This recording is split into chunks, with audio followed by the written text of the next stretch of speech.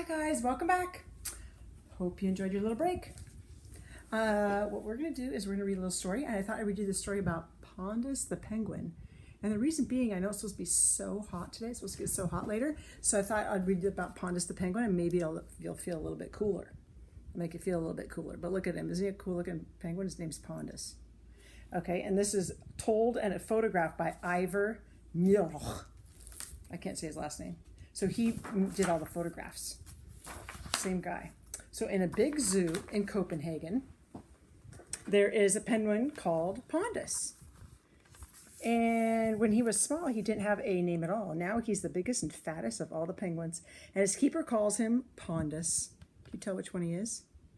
Probably that guy right in the middle, huh? He's the biggest and fattest. Every morning, first thing, Pondus and the other penguins go swimming. And then they have breakfast. They have herring for breakfast. They have herring for lunch. And what do you think they have for supper? Herring. Because herring is the penguin's favorite dish. Herring is a little salty fish. One beautiful winter day, Pondus asked his keeper if he could go and visit the monkeys. He had heard so much about them. So look at, he's asking his keeper, "Can I go visit the monkeys?" You think he's going to let him? "Well, of course you may," said Jerry, "but first put on your red scarf and then we'll go and see the monkeys together." So look at that, he made him put on his red scarf. Well, Pondus, he was very proud of his red scarf. Look at that. Very proud penguin. On their way, they passed the reindeer. Oh boy, do you see the reindeer? On the way, they passed the reindeer. "Wait just a moment," said Jerry. "I promised my friends here I would get them some goodies to eat." Pondus watched while the reindeer ate some dry moss. "Why don't you give them herring? It's much better." "Oh no, Pondus, I keep the herring for you. Besides, reindeer don't like herring, but they do love moss." And he's sitting there, he's feeding them moss. That's interesting, huh? Well, they walked on, and a lady and a man stopped to admire Pondus. "How well you look today," said the lady, "and what a lovely red scarf." "Thank you," said Pondus, strutting proudly ahead. There he is, strutting away. Doo, doo, doo, doo. Soon another man stopped them. "How do you do?" he said to Jerry and Pondus. "May I please take a picture of Pondus with my family?" "Yes, you may," said Jerry. Pondus walked right over to Mrs. Rasmussen and the children, and Mr. Rasmussen photographed them all. "Thank you very much," said Mr. Rasmussen. Look, he's taking a picture of them all.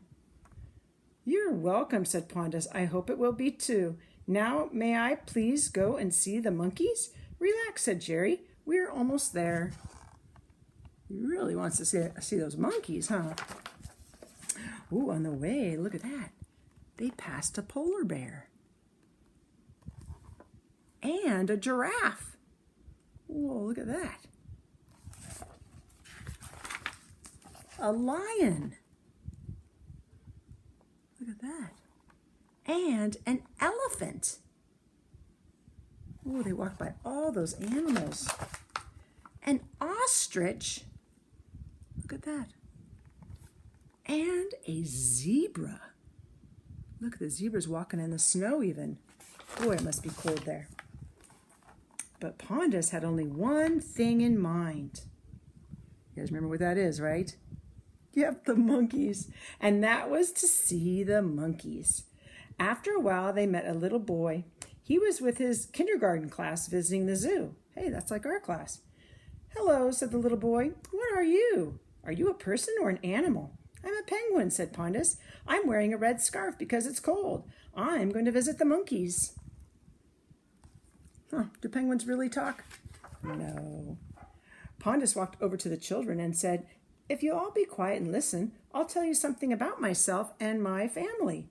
We penguins come from the South Pole, where it is very cold. Down there it is winter every day of the year. We are birds, but we can't fly. We use our wings as flippers. They help us to swim. We eat only fish. Now you must please excuse me. I'm on my way to see the monkeys. Goodbye." "Goodbye, Pondus," said the children, "and thank you." That was nice of him to stop and talk to him for a little bit, huh? Well, at last Pondus and Jerry came to where the monkeys lived. Pondus was too small to see over the wall, so Jerry got him a box to stand on.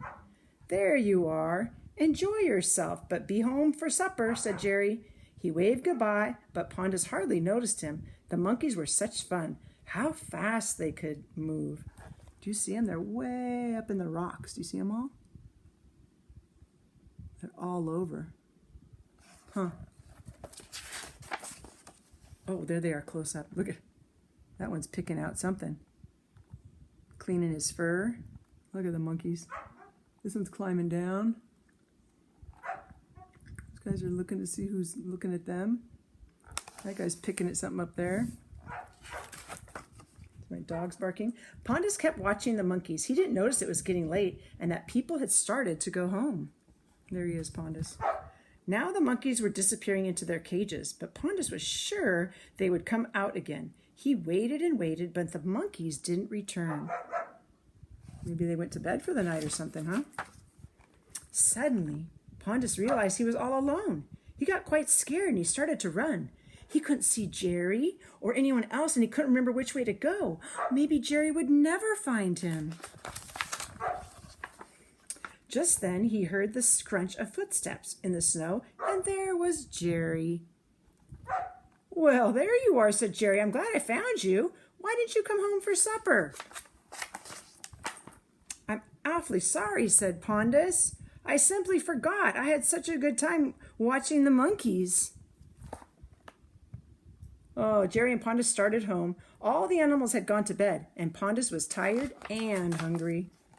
"Besides, my feet hurt," said Pondus. "Do you want me to carry you?" asked Jerry, stooping down. "No, thank you," said Pondus bravely. "I can manage by myself if I can only rest once in a while." So off they went, and Pondus was shuffling along as fast as his tired legs could carry him. It was getting dark and very quiet in the zoo when finally they returned home. "You had better have something to eat before you go to bed," said Jerry. He fished out a fat herring from his bucket. Pondus swallowed the herring in one gulp. Look at, there's a herring right there. He just gulped it. Jerry gave him another, and another, until he had eaten 21 fat herring. "That's what I call a good appetite," said Jerry. "And now it's time to go to bed. Good night and sweet dreams." "Good night," said Pondus, "and thanks for taking me to see the monkeys." Look at that. He ate 21 herrings. Oh my goodness. That is the story of Pondus the penguin. And next time you go to the zoo, you ought to go and visit him. You'll know him right away because he's the biggest, fattest penguin of them all. And if you are very lucky, you'll see him wearing his red scarf. And there's his red scarf hanging for his next adventure. And that's the end of the story. All right. Well, that was a pretty long story. We better get moving on our math, huh? Want to do our numbers counting backwards? Let's do that. Let's go 5, 10, 15, 20, 25, 30, 35, 40, 45, 50, 55, 60, 65, 70, 75, 80, 85, 90, 95, 100. How about by tens?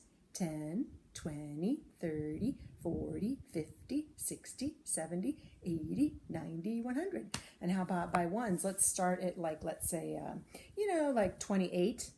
Okay, so we got 28, 29, 30, 31, 32, 33, 34, 35, 36, 37, 38, 39, 40. 41, 42, 43, 44, 45, 46, 47, 48, 49, 50, 51, 52, 53, 54, 55, 56, 57, 58, 59, 60. That's good for today. All right, let's go through our numbers. Just look at them. Just tell me as fast as you can, okay? Here we go. 30, 18, 1, 28, 16, 2, 27, 1 teen or 11, 9, 24, 2 teen or 12, remember that V hiding there, 3, 29, 14, 8, 23, 19, 4, 25, 17, 7, 26, 13, or right, 13, 5, 22, 20, 10, 21, 15, or we say 15, and 9. Excellent.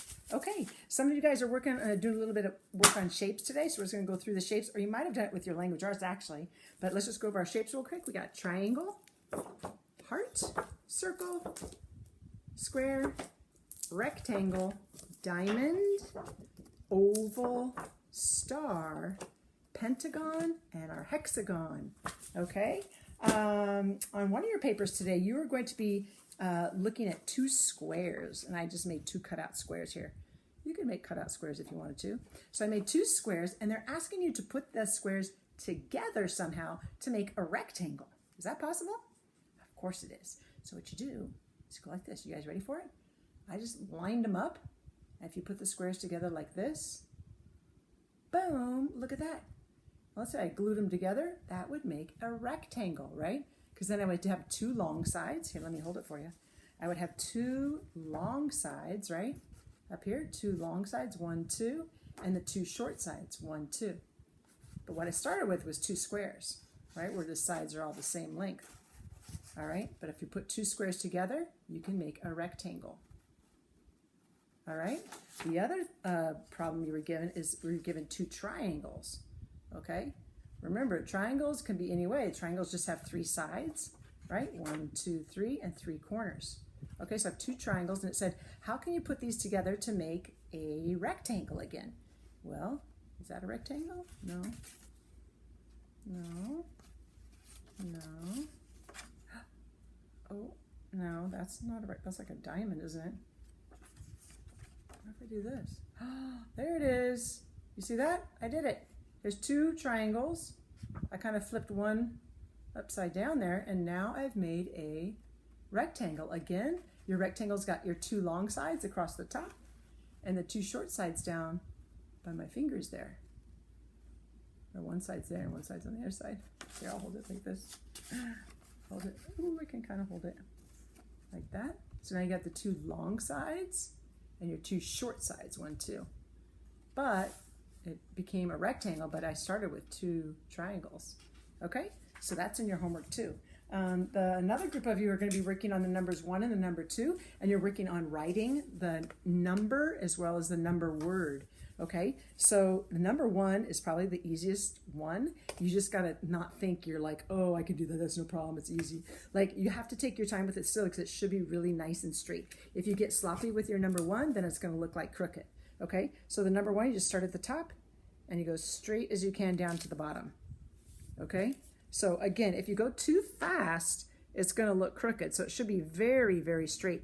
And you always want to put like a finger space between your numbers. Okay, so you can read your numbers really nice. Okay, see if I start going a little bit faster, see that one's kind of like a little crooky at the top. Okay, and then you're also going to write the number word, and that'll be on your paper. But the number word for 1, you spell it O-N-E, so it's O. Okay, and that's one of those words that we've been practicing on the flashcards, because that's a number word that you should just recognize by looking at it. So it's O-N-E. See, my E is not quite to that center line. That's okay, we're practicing this wall. Here we got O, and you do your stick, and then one little hill, and the E, you start kind of in the middle down there. Make sure it touches the top. There you go, that's better, and then comes around. Oops, that has to connect though right there. There, that's better. Okay, but I'm kind of writing upside down. But anyway, so that's that. And then you're also going to be working on the number 2. Number 2 is a little bit more tricky. I always say it's kind of like your ear right here. See how your ear kind of goes like that? So look at this. You start on this side over here, and you're going to go touch the top, and it kind of slides down. See that the part that looks like your ear? Don't you think? I do. And then it goes back like this. Okay, and again, this should be kind of lined up. This isn't perfect over here. Okay, let's try it again. So you go up, you kind of slide down. That part looks like your ear.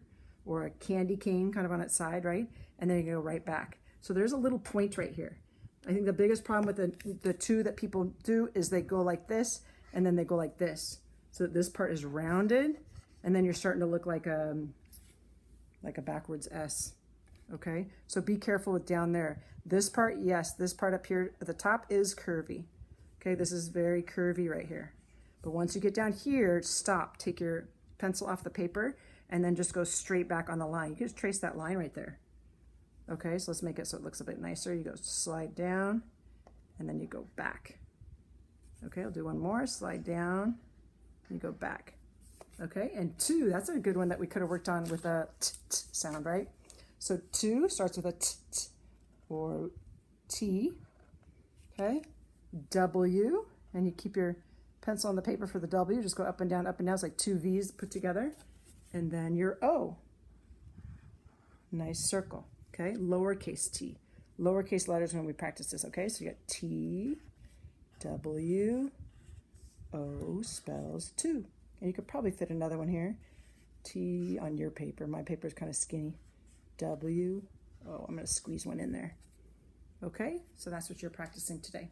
All right, and that's it for today. All right, have a good rest of your happy Thursday. If you can join us at 4 o'clock to say hi to your friends, that'd be great. And if you would like to talk to me about your homework or read me one of the stories we've been working on, I'd be happy to see you between 3 and 4 this afternoon. Okay? Take care. Bye. Have a good night. Good afternoon. Stay cool, okay? Because it's going to be hot out there. Bye.